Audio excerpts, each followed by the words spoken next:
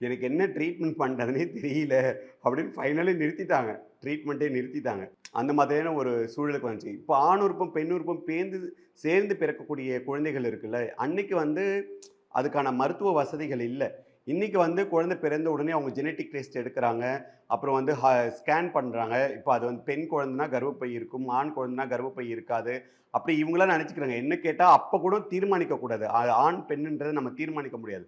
அது வளர்ந்ததுக்கு அப்புறம் எந்த பாலினத்தின் மீது ஈர்ப்பு வருது, எந்த உறுப்பு செயல்படுது, அவங்க என்னவா உணர்றாங்கன்னு அவங்க முடிவு பண்ணி தான் அவங்களுடைய பாலினத்த மாத்திக்கணும்னு நம்ம ஹைகோர்ட் உத்தரவு போட்டிருக்கு. ஆனா, இன்னைக்கு வரைக்கும் அதுவே வந்து நம்ம மக்களுக்கு வந்து சென்று சேரல.